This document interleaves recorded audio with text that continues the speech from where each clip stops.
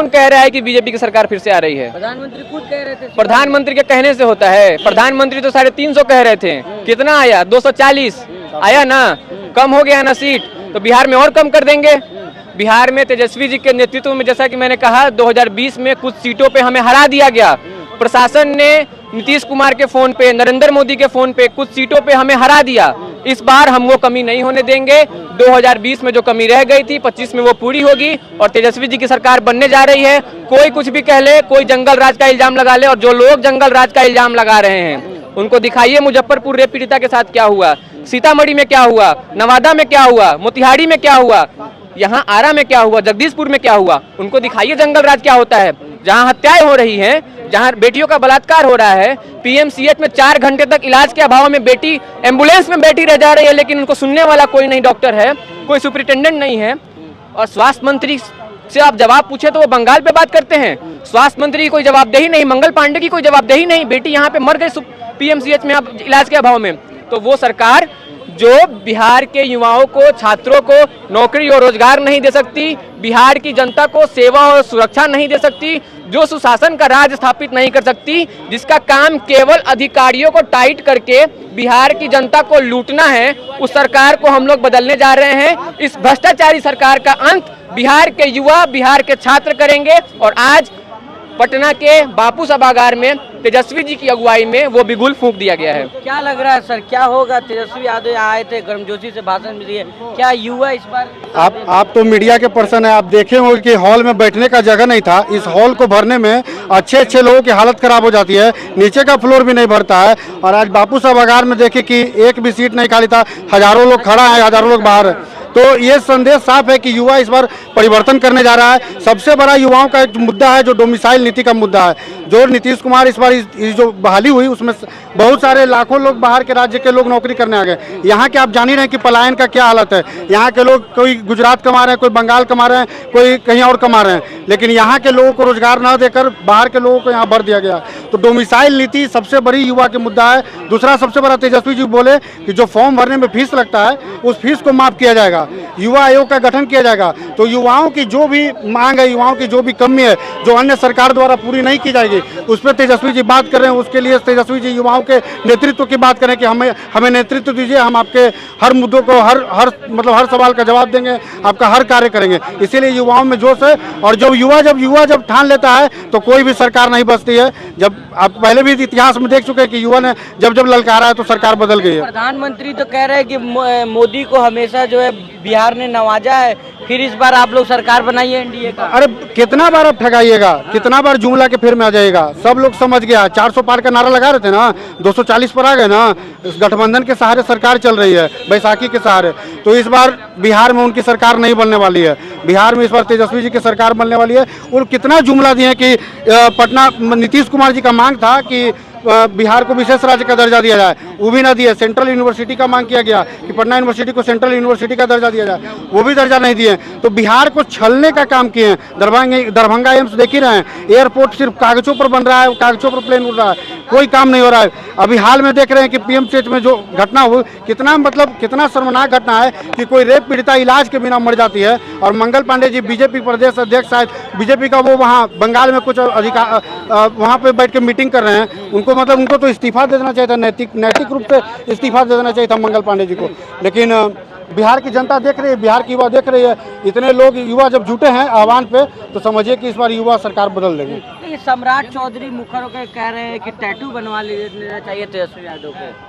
क्या मतलब? टैटू की मेरा बाप चारा चोर है, इस तरह का बयान दे रहे हैं। अरे सम्राट चौधरी तो खुद बोल चुके हैं कि हम एक नेता को इतना गाली दिए कि हम फेमस हो गए। वो तो खुद बता रहे हैं कि हम गालीबाज हैं। उस आदमी के लिए क्या बात करें जो खुद बोल रहा है कि हम गाली दे के फेमस हो रहे हैं? तो वैसे गालीबाजों को क्या बात करना? उन लोग का कोई बात का वैल्यू है जी? वो लोग जाएंगे कहीं, कोई रैली करेंगे तो 500 आदमी आ जाएगा। बापू सभागार में किए थे कुछ दिन पहले, मतलब 6-7 महीना पहले, नीचे का भी आधा फ्लोर नहीं भरा था। तो उन लोग का क्या वैल्यू? अरे वो लोग बस सत्ता के साथ हैं तो बने हुए मंत्री बने। बिहार में नेता बनना है तो लालू जब करना होगा, यही है सम्राट चौधरी का हाल। सम्राट चौधरी क्या थे, वो लालू का कथी का है, क्या वो तो जो अपना बाप का भी नहीं बता पा रहे हैं कि हम बेटा किसका है।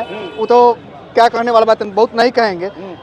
उनका बता, सम्राट चौधरी पहले आरजेडी में ही थे, उनके पापा शौकनी चौधरी है। सबसे बड़ा तो सबसे बेशर्म इनको तो उप मंत्री से इस्तीफा देना चाहिए। क्या कहते कि हम नीतीश कुमार को हटाएंगे तो पगड़ी खोलेंगे, वो भी जाके गंगा स्नान में जाके वहाँ पे प्रयागराज में ना भैया जाके खोल के रख दिए। इनका कोई अस्तित्व बचा हुआ है। और नीतीश कुमार तो अचेत हो चुके हैं, मेरे नेता भी कहते हैं। और ये आपका जनता का भीड़ दिखा दीजिए, कोई भी नेता बापू साहब अगर नहीं बढ़ता है, लेकिन तेजस्वी यादव पूरा युवा से लेकर छात्र बढ़ रहा है। यहाँ तक की जगह नहीं था तो बाहर लोग बैठे हुए थे। नीतीश जी सरकार में जब थे, महागठबंधन में जब तेजस्वी जी थे, तो नीतीश जी एक लाइन बोले थे, आगे बिहार तेजस्वी चलाएगा। तो वही होने जा रहा है, आगे बिहार तेजस्वी चलाएगा। नीतीश जी जितना सेवा करना था कर दिए। अब बिहार युवा नेतृत्व को देख रहा है, युवा नेतृत्व की ओर देख रहा है, और युवा नेतृत्व ही 2025 में सरकार बनाने जा रहा है। लेकिन जिस तरह से जो है, अगर भूमिहार एकता मंच के जो आशुतोष ने जो गाली गलौज किया है सारिका पासवान आरजेडी के प्रवक्ता, अब कोई 250 हत्यारा को, 250 लोगों की हत्या करने वाला को अपना बाप बना लेगा, उसको पूजनीय बोलेगा। अरे किसी का किस नेता का जिंदाबाद और मुर्दाबाद नहीं होता है। सारिका पासवान जी ने सिर्फ यही नहीं कहा था कि ब्रह्मेश्वर मुखिया मुर्दाबाद, हम भी बोलते हैं ब्रह्मेश्वर मुखिया मुर्दाबाद, करे जो करना है करे। अरे भाई वो कोई नेता थोड़े है, उसका कोई आइडियोलॉजी थोड़े है, वो हत्यारा है। आपका भी शर्ट उतार देगा लोग। और उतारने दीजिए जी, हम कितना लड़ाई लड़ चुके हैं ऐसे संगी से, कोई हमको डर नहीं लगता है। इल्जाम धमकी दे रहे, करे FIR कर दो, कोई दिक्कत करने दीजिए ना, हम पे FIR, बहुत सारा FIR हो चुका है पहले भी, तो आप लोगों को नहीं पता होगा, कोई दिक्कत नहीं है। एक आध FIR और होगा, बेल ले लेंगे। यहाँ उत्तर प्रदेश में यादव कथावाचक जो है उनको कहा जा रहा है कि सोचिए कितना क्रूर और निंदनीय घटना है कि आप कथा सुनाने के लिए सभी बहुजनों को बुलाते हैं। अब अगर कोई बहुजन में से अगर कोई पढ़ लिख लिया, वेद जान लिया, ग्रंथ जान लिया, कथा कहने चला गया, तो आप उसका बाल छीलते हैं, उसके बाद उस पर मूत्र का छिड़काव करते हैं, उससे नाक रगड़वाते हैं। इससे भी कोई शर्मनाक चीज़ हो सकती है, और लोग उसको भी डिफेंड करते हैं। कहते रहे लोग कि हिंदू बनाने बोला गया था, कट्टर हिंदू बनिए। आप लोग तो कुर्सी छीनने लगे ब्राह्मणों का, पंडित जी लोगों का। कट्टर हिंदू बन लिखा हुआ है कि ब्राह्मणों का क्या है कि वो पूजा कराएंगे, कहीं लिखा हुआ है? वहाँ से जन्म ले लिया, यहाँ से ब्राह्मण हो गए।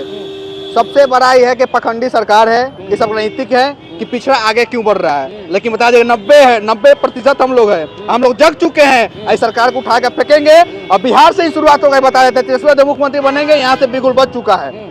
लेकिन जिस तरह कहा जा रहा है कि जो है इस पर पूजा पाठ का हक तो है ब्राह्मणों का, है ना सर? ऐसा कहीं कोई लिखा हुआ है? तेजस्वी जी भी तो कहले कि दान लेने के लिए सब दान सबसे लेते हैं, दक्षिणा सबसे लेते हैं, कथा सुनने के लिए सबको बुलाते हैं, लेकिन कथा बहुजन नहीं कह सकता है। इसमें कौन बड़े भगवान सबके हैं। अगर कोई आस्था से कथा कह रहा है तो उसको कथा सुनिए, नहीं सुनना नहीं सुनिए। ये क्या तरीका है कि आप उसको मतलब सोचिए। सामंतवादी सोच है, और सामंतवादी सोच सिर्फ एक वर्ग में नहीं है, एक जाति में नहीं है। सामंतवादी सोच के लोग हर जाति में हैं, हर धर्म में हैं। लेकिन जो ये लोग अपने जो कथा वाले जो कर रहे हैं वो बहुत गलत है। इसका पूरा मतलब समझिए कि देश में इसके खिलाफ आक्रोश हुआ है। अखिलेश जी भी बोले, अखिलेश जी उन लोगों को अपने कार्यालय में भी बुलाएं। तो बहुजन जाग रहा है, बहुजन भी। जब आप भगवान को मान रहे हैं तो वो भी मान रहा है, तो उसमें आपको इतना दिक्कत क्या है भाई? बताइए बिहार में क्या होने जा रहा है? इसमें बहुमत में रहेंगे तेजस्वी यादव? बिल्कुल बहुमत में रहेंगे। हम लोग पूरा मेहनत करेंगे, घर घर तेजस्वी जी के जो 17 महीना का जो कार्यकाल का जो काम हुआ था उसको पहुंचाने का काम करेंगे। NDA की जो जुमलेबाजी की गई थी, जिसका वादा किया गया कुछ हुआ नहीं जमीन पर, उसको बताने का काम करेंगे। और तेजस्वी जी कहीं दबाव देखिए ना, 1500 जो कहे हैं कि महिलाओं को 1500 देंगे वृद्धा पेंशन, वो 1100 ये लोग लागू किए। तो आखिर किसका दबाव है? कल होकर डोमिसाइल नीति भी हो सकता है कि सरकार लागू कर दे। तो ये सब तेजस्वी जी अभी से उनका जो नीति है, जो उनका एजेंडा है, उस पर सरकार उस एजेंडा को टिक मार करने लगी है। जो उनका एजेंडा है उसको सरकार टिक मार करे कि कर दो, नहीं तो सरकार हो सकता है कि चला जाएगा। तो ये डर है, हमारे मुद्दों से उनको डर है। चलिए तो आखिरी में क्या कहेंगे आप? क्या कहेंगे? सरकार बन रहा है हम लोग का, एकदम मुख्यमंत्री तेजस्वी यादव बन रहे हैं। यहाँ से मुख्यमंत्री नीतीश कुमार का विदाई हो रहा है, ऐसे में अच्छी व्यवस्था में क्या कितना बड़का है। 70-75 साल का हो गया, चाचा जाए अब आराम करे, भतीजा को कमान सौंपे, और यहाँ पे तेजस्वी यादव मुख्यमंत्री बनेंगे। यहाँ पे कोई शिकवा नहीं, आपका भीड़ बता दे रहा है कि चाचा का विदाई होगा, भतीजा मुख्यमंत्री बनेगा। एकदम इस बार बनना है तेजस्वी यादव को मुख्यमंत्री। तेजस्वी यादव के तेज के सामने पूरे बिहार का, पूरे देश के नेता का कोई तेज नहीं है ना। और मुद्दा की बात है तो NDA से पत्रकार महोदय आप लोग पूछिए, जो चुनाव में उन लोग कुछ मुद्दा के साथ जो चुनाव में जा रहे हैं, NDA के पास कोई मुद्दा है? एक पुराना कैसे घिस रहे हैं, चारा तोड़ चारा खा गया लग रहा और जेल गया पिछड़ा, है ना। तो कोई मुद्दा एक रहिए, नेक रहिए आप लोग, आइएगा कट जाइएगा। नहीं एक है और एक रहेंगे। और सामाजिक न्याय का सरकार 90 में माना था लालू यादव को, जो गरीब दलित पिछड़ों को एक आवाज दिया कि पढ़ना लिखना सीखो, पढ़ोगे लिखोगे तो आगे बढ़ोगे। और नीतीश के सरकार में क्या हुआ, सर्टिफिकेट लाओ नौकरी पाओ, है ना।